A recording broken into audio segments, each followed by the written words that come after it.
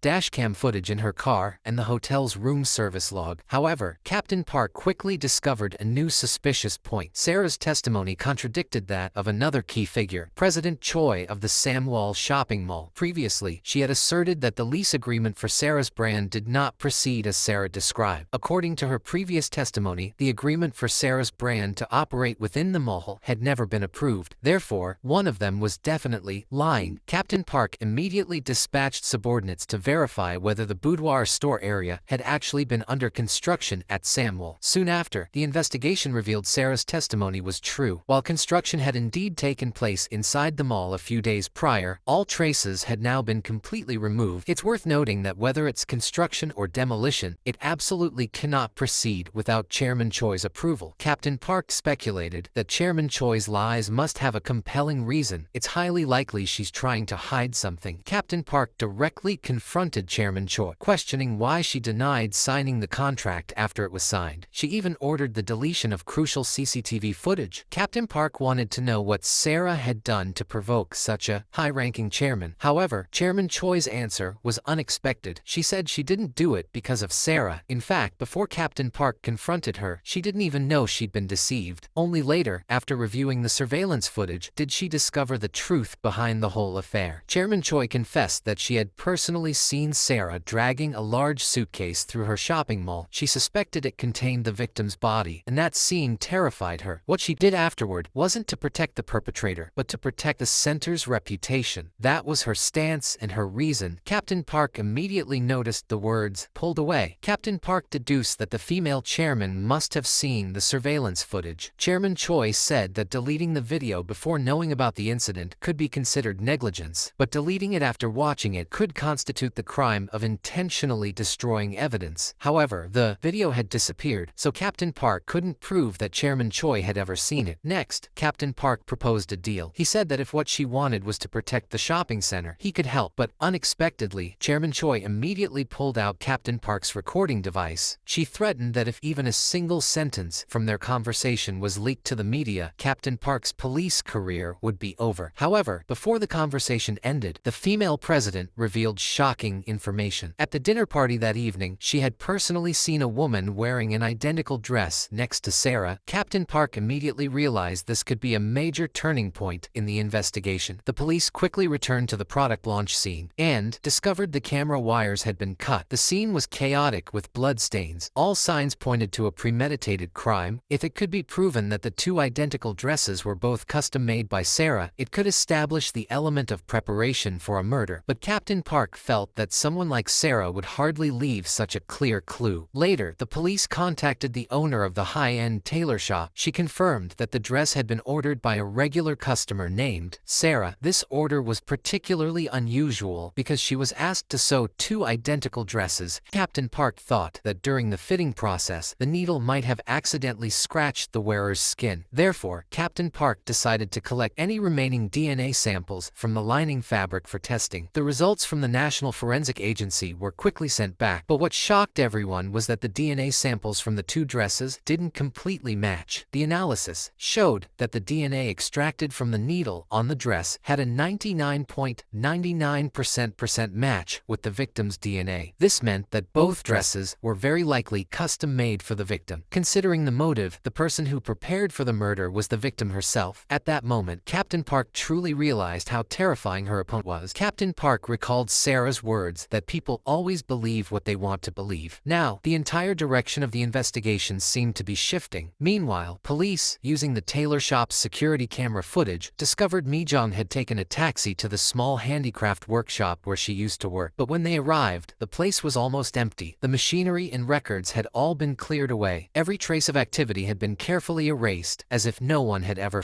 been there. The case once again became complicated. The victim had a motive, while the suspect's identity was unclear. The crime scene had been wiped clean, and time continued to tick away. The police conducted a thorough search, but the entire room was devoid of any trace, not even a strand of hair or fingerprints. When the investigation reached a dead end, Captain Park noticed a man working next to the workshop. Captain Park approached him and asked if he had ever seen the workers in the rice workshop. The man replied that about 10 days earlier, the police had raided and arrested illegal immigrant workers, and all the workers had been deported from South Korea. At that moment, Captain Park noticed the thick calluses on the man's hands. The man explained that they were from years of using scissors to cut fabric, a characteristic mark almost all tailors have. This detail reminded Captain Park of the hands of the girl who died in the sewer. She also had similar calluses. Back in the interrogation room, Captain Park considered a bold hypothesis. Perhaps the woman sitting before him wasn't Sarah, but Mi-jung. Sarah had initially intended to kill Mi-jung to take her place, but she was discovered, and Mi-jung had plotted to reverse the situation. If that hypothesis was correct, then Mi-jung had killed Sarah to take Sarah's identity, and Mi-jung became the person she had always longed to be. But Captain Park couldn't get a definitive answer from the woman before him. Then Captain Park realized that perhaps the distinction between real and fake no longer mattered, because whether it was Sarah or Mi-jung, both identities were fake. A real Sarah never existed in the first place. The case seemed to be at a standstill, but Captain Park decided to take a gamble. He understood that to change the situation, he had to attack what the opponent cared about most, the Budoir brand. Captain Park declared he would provide the media with the entire process of Budoir's step-by-step manipulation and deception of customers, including the founder's fake identity and its connection to a murder case. This would undoubtedly deliver a devastating blow to the luxury empire. Sarah was truly enraged. She warned that a police officer who arbitrarily leaked investigation documents would not only be demoted but could also be forced to resign. But Captain Park remained unwavering. He said he was only seeking the truth, and if the truth could burn everything to ashes, he was ready to do so. He was only pursuing the criminal to the very end. If she stopped fighting, he would stop too. But Sarah was clearly unyielding. That night, news of the Budoir scandal spread everywhere. The media gradually exposed how the brand manipulated trust and concealed the true identity of its founder. Customers were outraged, even calling for the harshest punishment for the person behind it. Public opinion strongly condemned the impersonation and living off someone else's life. They considered it a manifestation of extreme insecurity and psychological distortion. Each icy criticism made the woman clutch her head. Her spirit was on the verge of collapse. Even in her hallucinations, she saw the entire room submerged in water, and she and the Budoir empire she had built with her own hands slowly sinking to a dark abyss. Amidst the chaos, Captain Park's voice rang out. He said that the secret would eventually be revealed, and when the illusion faded, people would leave it more easily than they imagined. Budoir could have become real as long as she herself was real. Under immense mental pressure, Sarah finally broke down. She frantically pounded on the iron door of her cell and demanded to see Captain Park again. In the interrogation room, Captain Park made it clear that Sarah's voluntary confession and cooperation with the investigation was her only chance for leniency. He could only help her that far. The rest depended on her choice. This time, Sarah seemed to have decided to compromise. She admitted to the murder. Just as the police breathed a sigh of relief, she burst into tears and confessed that she was Mi-jung. Then she recounted in detail how she disfigured Sarah's face and how she disposed of the victim's body in the sewer. Also that after the death, Mi-jung could comfortably live under that identity. Mi-jung confessed to all charges and was ready to accept the punishment, but there was no trace of remorse on her face. Captain Park remained calm. He believed that this confession was ultimately just to protect the Budoir brand, which she considered more important than herself. Captain Park's colleagues also saw through this woman's calculations. She was exploiting a legal loophole. Once the murder victim was identified as Sarah, the fraud investigation related to the Budoir brand could reach a dead end, because then the subject of criminal responsibility would no longer exist. Captain Park understood that the focus of the case had shifted from proving her murder to determining her true identity. Captain Park questioned Mi-jung about why she treated the victim so cruelly. Mi-jung sadly replied that Sarah was the kind of person whose death would be better for the world than her continued existence. According to Mi-jung, neither those who had been hurt by Sarah nor she herself truly wished for Sarah's continued existence. Despite this, Captain Park confidently asserted that all of Mi-jung's schemes were futile because the truth was only one: she was Sarah, and she was the one who killed Mi-jung. The woman contemptuously retorted that Captain Park couldn't prove it. Immediately, Captain Park unleashed his final crucial piece of evidence. He had discovered she had undergone a kidney transplant, and the hospital undoubtedly still possessed tissue samples. By comparing them to the original medical records, her true identity could no longer be concealed. Investigators set off for the hospital to extract tissue samples for DNA testing. The results should have revealed the